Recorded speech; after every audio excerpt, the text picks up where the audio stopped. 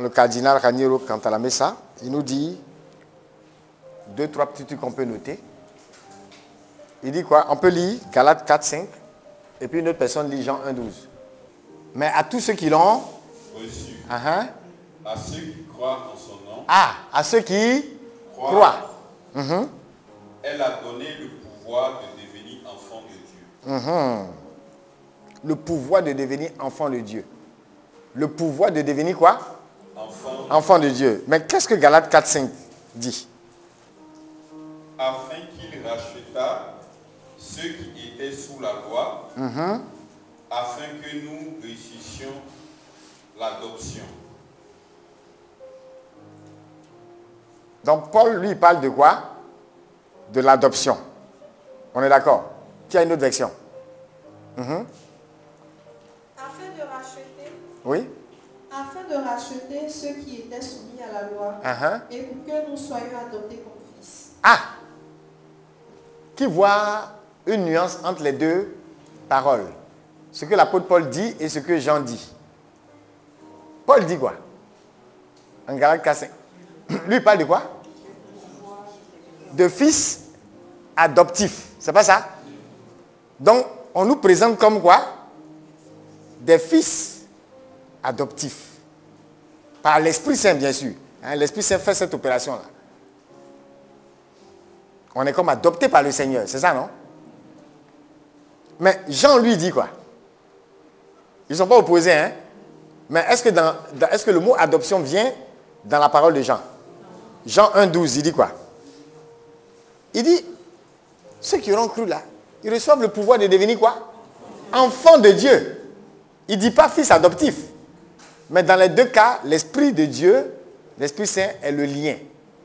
Il n'y a pas une opposition. Mais comme le cardinal Raniero veut le mettre en avant, Jean est un peu plus audacieux parce que lui, il parle d'être des fils. On est engendrés. Quand on dit fils, vous voyez un peu, non? Est-ce que vous voyez la nuance entre quand vous adoptez un enfant et puis c'est votre fils biologique, monsieur, madame, et puis l'enfant? Vous voyez un peu, non? Donc, le cardinal fait un peu cette nuance-là. Pas pour dire que les deux paroles s'opposent, mais il y a une plus forte audace quand Jean parle. C'est vraiment pour dire on est engendré là. Et c'est là, vous voyez un peu, c'est clair. Le fils adopté assume le nom. On est d'accord, non? La citoyenneté, la résidence de ses parents adoptifs, c'est pas ça? Mais ils ne partagent pas leur sang ni leur ADN. Amen. C'est vrai, non? Alors que, vous voyez, il le précise pour les croyants, c'est pas ça.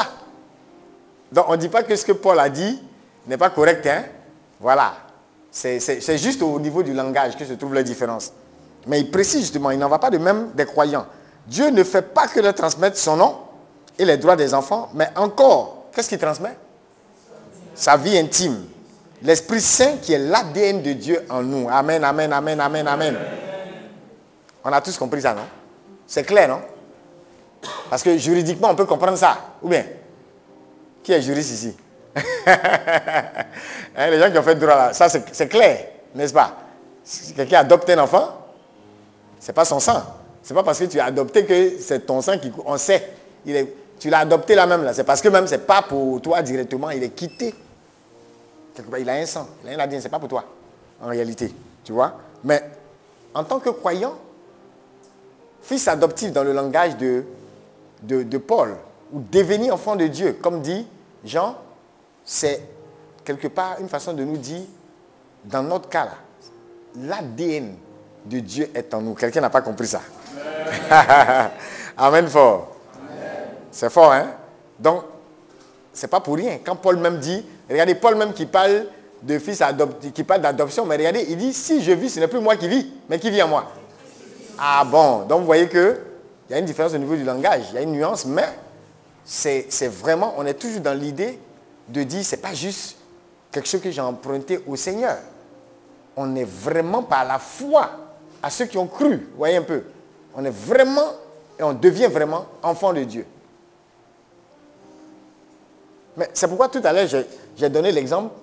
En réalité, je ne donnais pas un exemple sur la prophétie, mais sur le fait que, en tant qu'enfant de Dieu, est-ce que ce n'est pas logique que notre papa nous parle?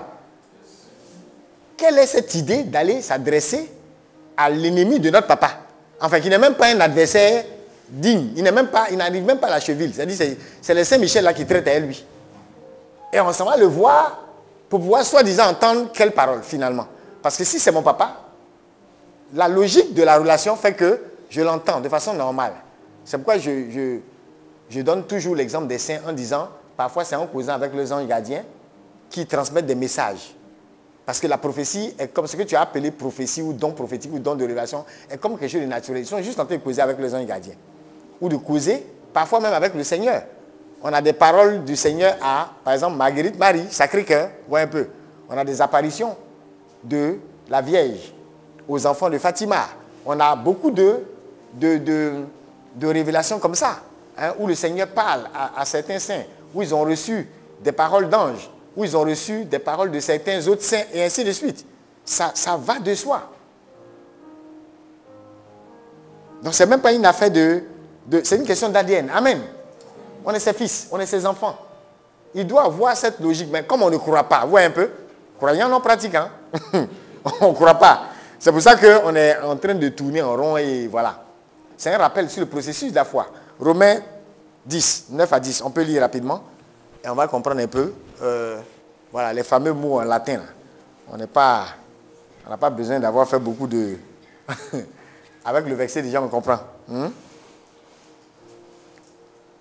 Oui, Romains 10, 9 à 10. En effet, si de ta bouche tu affirmes que Jésus est Seigneur, si dans ton cœur tu crois que Dieu l'a ressuscité... Donc, vous voyez, bouche, cœur, et puis quoi? Alors tu seras sauvé. Car c'est avec le cœur que l'on croit pour devenir juste. C'est avec quoi? Le cœur que l'on... Est-ce qu'on a dit c'est avec la raison? Avec l'intellect. Voilà. Pour devenir quoi? C'est avec la bouche que l'on affirme sa foi pour parvenir au salut. Donc vous voyez un peu, hein, le processus est là. La foi vient de ce qu'on... Donc Romain en parle également. La foi vient de ce qu'on entend. Et c'est pourquoi il rappelle que si la foi vient de ce qu'on entend, il faut bien qu'il y ait des gens pour prêcher. C'est ce que Paul nous rappelle aussi en Romain. N'est-ce pas? On ne peut pas entendre la parole qui va donner la foi s'il n'y a pas des personnes, des messagers. Donc la foi vient de l'écoute. Fides ex auditu. Donc ça commence par quoi? Tes oreilles. Hein? Des oreilles, le mouvement passe où ça? Au cœur, où a lieu l'option fondamentale. Parce qu'on croit avec le cœur.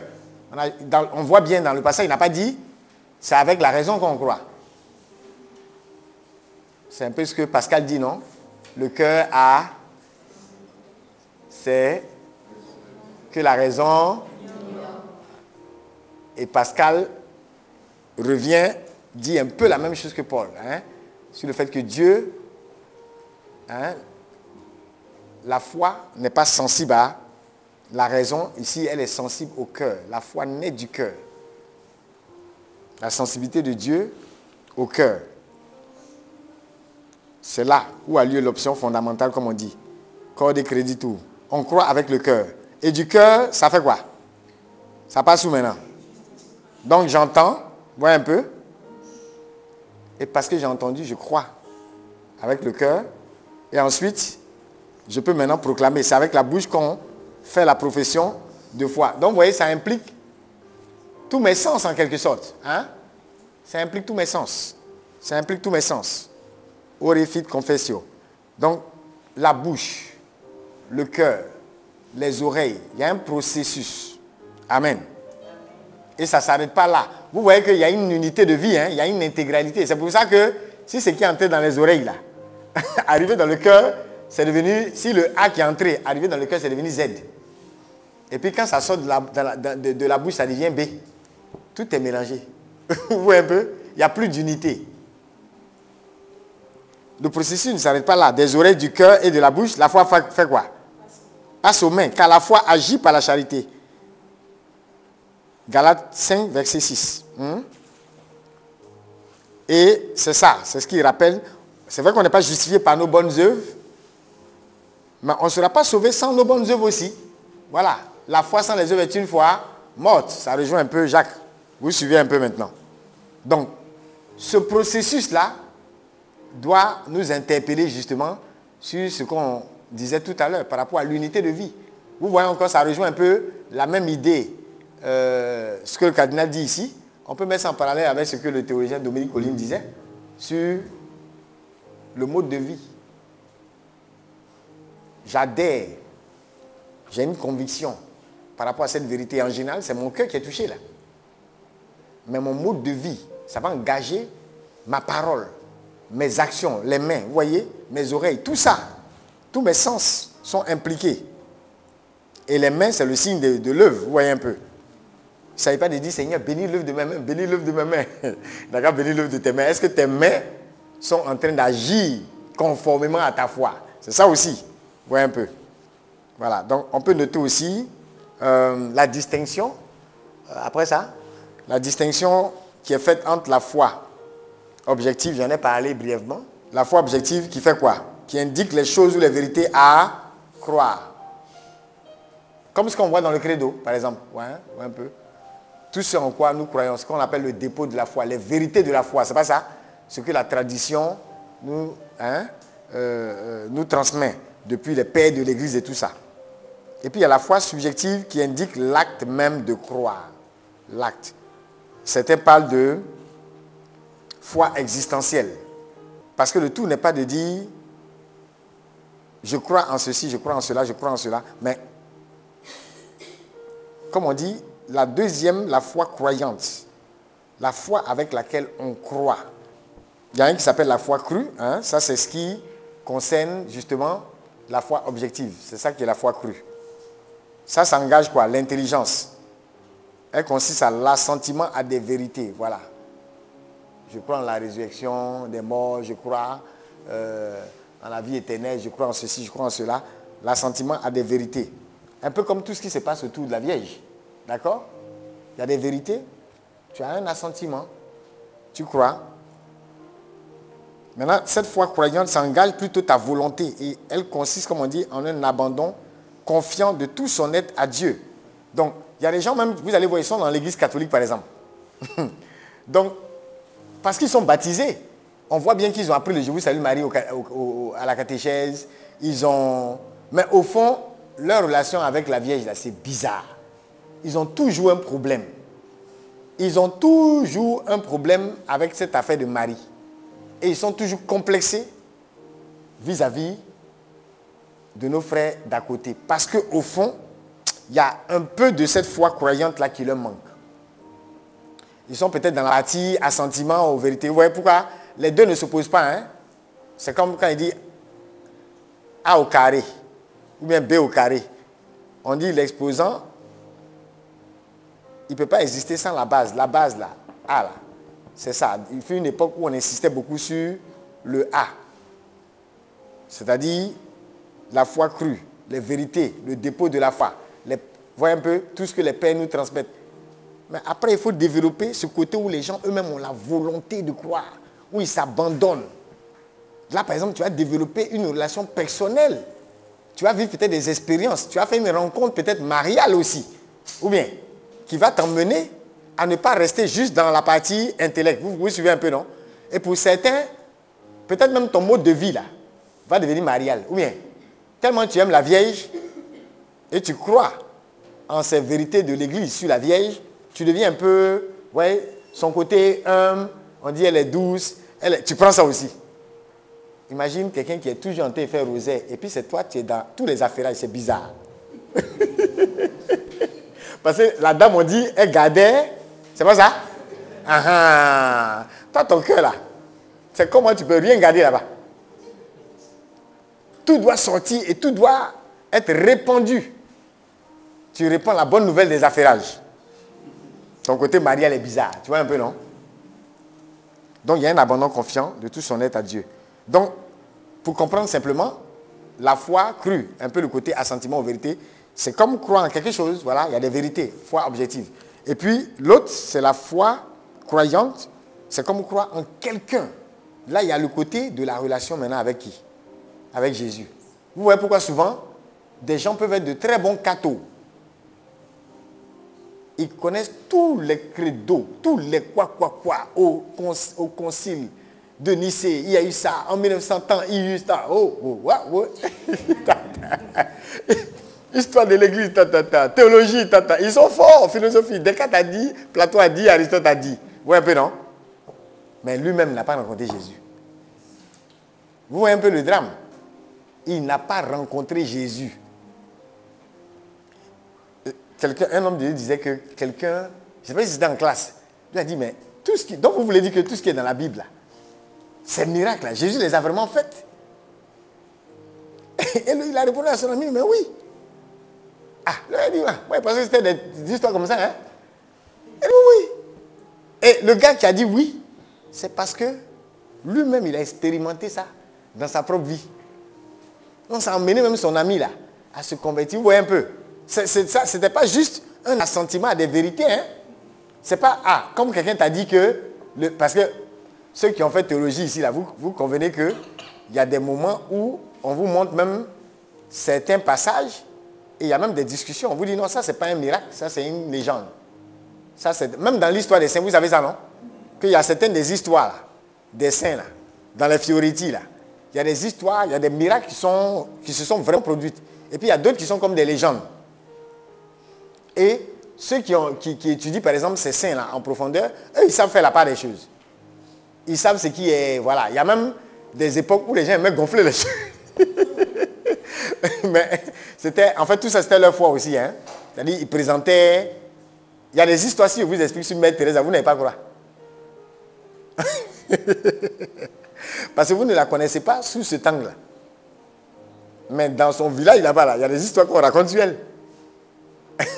Et une fois même, ça m'a fait sourire parce que j'ai vu que ce n'est pas seulement les catholiques, mais il y a un prophète indien, très vieux prophète indien, pentecôtiste, qui dit, mais les gens, ils sont là, ils ne connaissent pas Mère Teresa. Que lui, il est prophète, dans le règne spirituel, où lui, il a croisé Mère Teresa, là, ils ne la connaissent pas. Il dit, c'est un autre level. Vous voyez un peu. Ça, c'est ce que lui dit. Et peut-être s'il raconte son histoire, tu vas te dire, mais tout ce que tu sais de Mère Teresa, c'est la Mère Teresa qui aide les pauvres.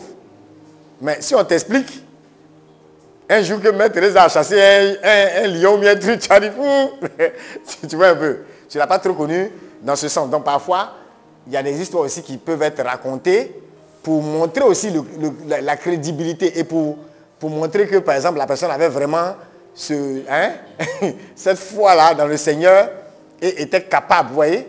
Si on dit, par exemple, il y a un article sur Mère Teresa qui est intitulé « Prendre le taureau par les cornes ». Ou, par exemple, par sa présence, apparemment, il y a un taureau qui est en train de perturber les gens là qui s'est cherché ou quoi, un truc comme ça. Vous voyez un peu. Mais bon, ce n'est pas la Mère Teresa qu'on connaît. Mais ça peut être un conte ou une légende, comme ça peut être vrai aussi. Mais ça peut souvent être tenté de dire c'est une dame qui est tenace. Vous voyez un peu, non? Et qu'elle ne recule devant rien. Et en réalité, c'est comme ça qu'elle était. Maintenant, parfois, ils peuvent présenter ça à travers certaines images. D'accord? Mais le plus important aussi, c'est ça. C'est de dire, les deux choses ne doivent pas être opposées. Comme je disais, si on dit A au carré, est-ce que vous imaginez dans vos formules mathématiques, là, on ne mettra pas le carré sans le A? Quel sens ça a? L'exposant, là. Il est perdu en l'air comme vous avez déjà vu ça? Un exposant comme ça.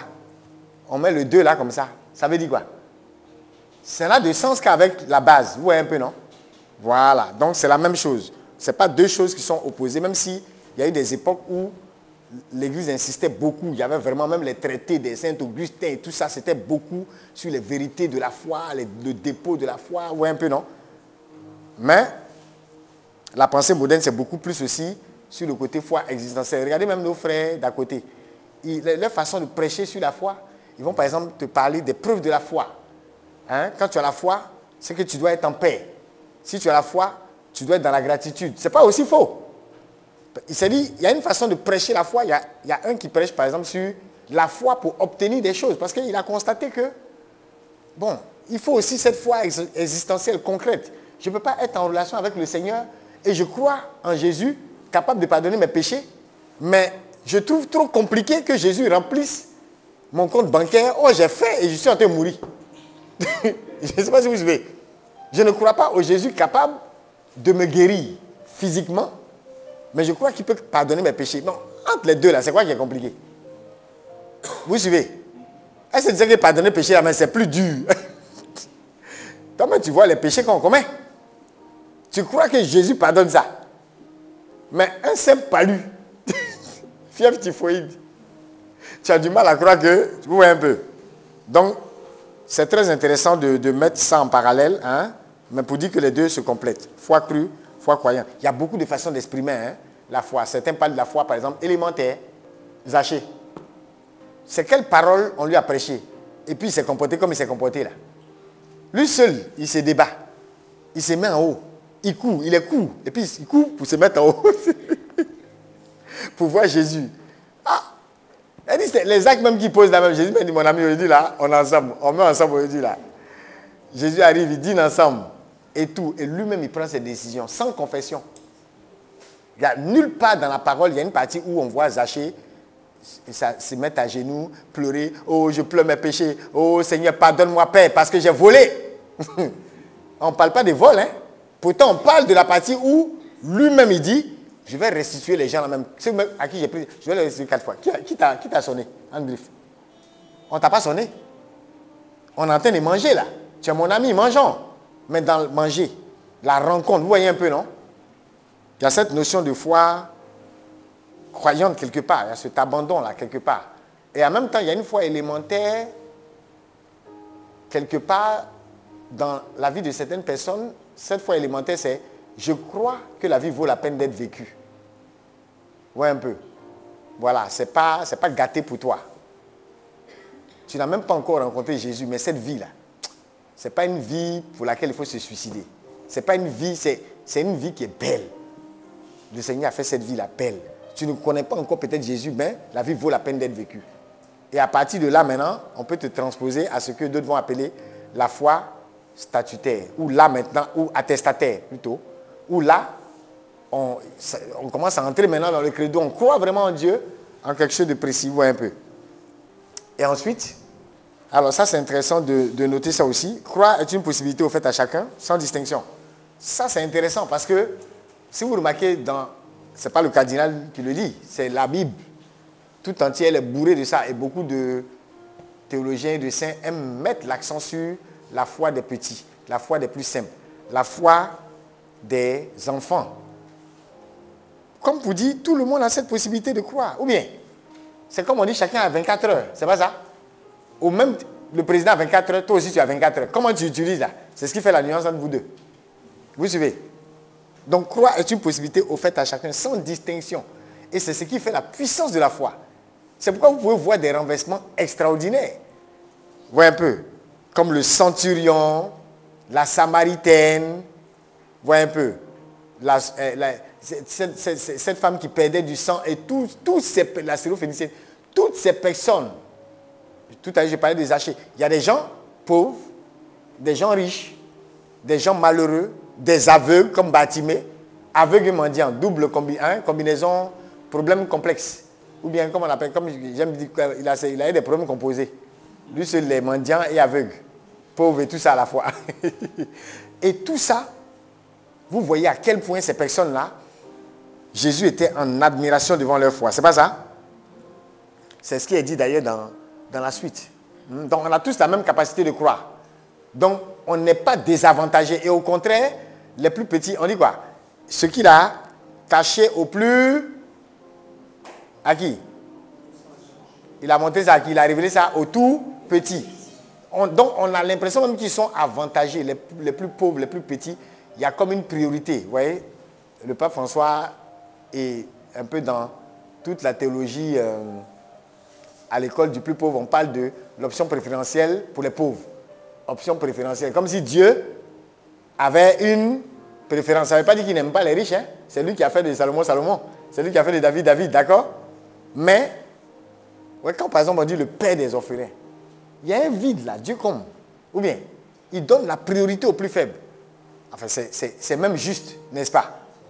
Parce que quand il y a un enfant dans ta maison, ça fait un peu partie de cette justice de Dieu, de cette bonté en même temps. Bonté et justice en même temps. Dans ta maison, l'enfant qui a plus de mal à étudier et tout. Vous allez voir que parfois, certains, au lieu de l'insulter, vous prenez surtout en Europe, ils ont cette facilité d'aimer encadrer. Ouais, ils ont toujours ce système de vouloir mettre des psychologues, de vouloir encadrer, aider les enfants en difficulté.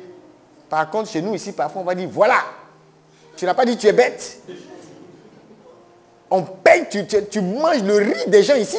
C'est pour aller avoir 2 sur 20. Moi, j'étais premier. Tu as dû prendre ça chez ta maman. On enfonce l'enfant davantage. Alors que dans d'autres cultures, il y a toujours, ouais, un peu, c'est celui qui est faible là qu'il faut même, ouais, un peu, non, davantage pousser. Parce qu'il a besoin d'être, voilà, on ne va pas encore l'enfoncer dans sa faiblesse. Mais l'autre qui déjà, en 2 minutes d'études là, tout est calé. Parfois, il n'a même pas besoin de maître de maison. Ouais, un peu. Et toi, tu t'en lui donner un maître de maison. C'est pas mauvais. Mais tu abandonnes l'autre. Il ne faut pas, il va nous perdre le temps. Vous voyez, ce n'est pas la bonne mentalité. Et le Seigneur, il nous montre le chemin. Donc, on parle ici de l'éloge de la foi, que la foi est grande. Elle est le trésor comment? La perle comment? Elle fait de notre cœur, pas cou, une demeure pour le Christ. Bon, elle peut faire de ta cou aussi, hein, de ta maison. Hein, une demeure pour le Christ. Jésus est toujours ému quand il rencontre des hommes et des femmes de grande foi. C'est pas ça? La Cananéenne, le centurion, n'est-ce pas? Elle est un don, une nécessité pour le salut. Sans la foi, comme on l'avait dit, il est impossible d'être agréable à Dieu. Est-ce que c'est clair pour tout le monde? C'est très important de comprendre ça. Et c'est ça. Le centurion, par exemple, il était de quelle armée? L'armée juive? Ou bien quelle armée? Romaine. Donc c'était comme une armée d'occupation. C'est pas ça? On est chez vous, on vous domine. Et il y a un père qui a attiré l'attention pour dire, mais il aurait pu user justement de son autorité d'officier d'une armée d'occupation. Pour dire, mais c'est nous, on domine ici, c'est nous, on gère ici. Appelez-moi ce guérisseur. Il s'appelle comment là? Un certain Jésus là. Allez. Il faut gérer le petit là. D'ailleurs même, on va te coffrer si tu ne le guéris pas. Ouais, non, mais d'autres l'auraient fait. Hein? Il y en a qui aiment ça. Je suis roi, je suis ceci, je suis... Allez, viens. Tu vois un peu. Au fond, au lieu de dire il a besoin de toi, il va maintenant monter sur ses chevaux d'officier pour pouvoir se jouer les dangereux. Il paraît que tu guéris. Tu es sûr de ça? On vient tester ça sur mon esclave, on va voir. Tu ne le guéris pas, tu seras coffré pour mensonge. Au fond, tu veux qu'il guérisse la personne. Mais tu es en train de mettre ça sur, comme tu es en train de le tester, ouais, un peu, non? Tu n'as pas dit, si vraiment tu es fort, viens. Non, tu as besoin qu'il guérisse ton employé. Il faut dire la vérité. Et c'est pourquoi certains pères le présentent sa foi, la foi de ce centurion, comme une foi humble. Parce qu'on dit déjà même, regardez comment ça c'est en Luc 7, le passage du centurion. Comment les Juifs l'ont présenté. On dit, ah, c'est un bon gars. Ils ont présenté un peu le côté un peu moral. Ah, il n'est pas mal. De toute façon, après tout, c'est un bon gars. Hein. Il nous a même fait une synagogue là. Vraiment, il mérite que tu le guérisses. Vous voyez sur quelle base ils sont partis? Ben, au fond, est-ce que ce centurion-là, il avait ce qu'on appelle ici, cette foi objective et tout ça? Mais pourtant, regardez ce que Jésus va dire. Et lui-même, qu'est-ce qu'il dit à Jésus? Il dit, je ne suis même pas digne en quelque sorte. Ouais, qu'on a même emprunté ces paroles à la messe, non? Je ne suis pas digne de te recevoir, mais dis seulement, ouais, un peu. Mais il dit, mais Jésus, je ne suis même pas censé. Tu n'es pas. Toi et moi, là, on n'est pas camarades. Je ne sais pas si vous suivez. On n'est même pas camarades. Même moi-même, là, dans mon côté officier, là, j'ai dit à un, bouge ici, bouge, fais ça. Toi, je ne me suis pas senti même digne de venir même jusqu'à toi, bien que tu viennes même chez moi. Tu as plus que l'autorité de l'officier que je suis dans le spirituel. Oh, quelqu'un va pas compris. Tu peux dire, et la chose va se faire. Donne des ordres. La parole est à tes commandes. Jésus dit, hey! Ah! Il a gâté le coin. On ne sait pas si on doit dire, il avait la foi objective ou subjective. Il a tout dépassé. Jésus lui-même n'a pas vu une foi comme ça. C'est-à-dire que lui-même, dans sa présentation, c'est comme si vous voyez un peu, non? il s'humilie même dans la façon de présenter sa foi. Il se note même en dessous. Il dit à Jésus même, non, toi et moi, on n'est même pas camarades. Tu es au-dessus. Il dit seulement un mot. Et ça veut dire quoi? Il ne s'impose pas au Seigneur. Il n'use pas de ses prérogatives, même d'officier. Mais il laisse le Seigneur faire. C'est une leçon que certains pères prennent de ce centurion-là pour dire, souvent on aime imposer les choses. On veut dire à Dieu, c'est comme quelqu'un dit, tu finis de chanter que l'Esprit de Dieu souffle, il veut. Et après tu dis, souffle ici. après tu vas chanter qu'il est le Seigneur, l'Esprit, à la Pentecôte là. On va chanter ça. Il souffle, il veut, comme il veut. Et après tu dis, ici. Pas à gauche, là. C'est là tu dois souffler. Je veux cet homme. Je veux ce boulot, ce salaire, cette entreprise, ce visa. Là, tu lui dis maintenant où il doit souffler. Peut-être tu dis, il souffle où il veut, comme il veut. Mais le comme là, ça ne t'arrange pas au fond. Et le gars, il ne s'impose pas en fait. Ouais, il laisse Jésus s'imposer plutôt à lui. C'est comme ta volonté qu'elle se fasse. Tu peux le faire. Fais comme tu veux. Une parole. Et donc, on présente la foi de ce centurion-là comme une foi humble. Parce qu'il s'est même sous-évalué, il s'est peut-être sous-estimé, même pas, peut-être sous-estimé, mais il ne s'est pas présenté avec ses prérogatives. Et Jésus même évalue sa foi à un niveau supérieur à la façon dont les Juifs ont évalué sa foi et à la façon dont lui-même il s'est évalué. Vous voyez un peu? C'est comme ça, c'est comme on dit, quand tu arrives quelque part, mets-toi à la dernière place et puis on te met devant là. C'est exactement ce qui s'est passé. Vous suivez? Et c'est vraiment un exemple à copier. Vous voyez, ça a plu au Seigneur. Le Seigneur a toujours été ému. Sans la foi, il est vraiment impossible d'être agréable à Dieu. Donc, vous voyez, qu'on soit riche, qu'on soit officier, qu'on soit grand, qu'on soit petit, finalement, toutes les personnes que le Seigneur rencontre, savants ou pas, c'est la foi qui touche le cœur. Donc, faisons cet effort de ne pas toujours entraîner le Seigneur dans nos doutes. C'est une lutte qui est normale. Mais faisons cet effort-là. Et c'est pourquoi il faut bâtir sa foi. C'est une responsabilité, n'est-ce pas? Hein? On l'a bâti. Tout à l'heure, on a parlé de l'ADN. On l'a bâti. On dit quoi? La foi est obéissance. On peut revenir sur cette dernière slide-là. La foi est obéissance. On bâtit la foi. Tout à l'heure, on a vu le processus, non? Le fait de dire que ça commence par les oreilles. La foi vient de ce qu'on entend. Mais ça veut dire qu'il faut faire attention à ce que tu entends. Ou bien, n'accepte pas d'entendre n'importe quoi. Ne laisse pas tes oreilles devenir une poubelle pour ce qui n'est pas à même de bâtir ta foi. Tu sais qu'il y a un processus. Et ça commence par les oreilles. Et tu acceptes d'entendre n'importe quoi. Tu vas finir comment? Donc la foi est quoi? Obéissance. Romains 1, 5 et 16, 26. Une obéissance toute particulière, différente de ce qu'on entend d'habitude dans ce thème. Vous voyez un peu. Et là, c'est un abandon confiant. Une remise de soi totale, sans réserve, à mes corps, pour la vie et pour la mort, comme au mariage là. Vous voyez un peu, non? Au Christ, et à travers lui, à Dieu. Et on dit quoi? Ce n'est pas une chose qui peut et doit se produire vis-à-vis d'une autorité humaine. On ne peut pas s'en remettre comme ça à une autorité humaine. Tu vas avoir gourmet, tu vas être déçu, tu vas être trompé. Voilà. Ce n'est pas le genre de choses. C'est pourquoi on ne peut pas mettre sa foi. On dit maudit soit celui qui met sa confiance en un homme. C'est ce que Jérémie dit. C'est pareil pour la foi. Et tout à l'heure, j'ai donné l'exemple des couples. Il y a des choses où les gens se pardonnent, mais le niveau de confiance n'est plus ça. Parce qu'on ne sait plus si la personne, ces vieux démons vont être réveillés, comme on dit, à telle ou telle occasion. Vous voyez un peu.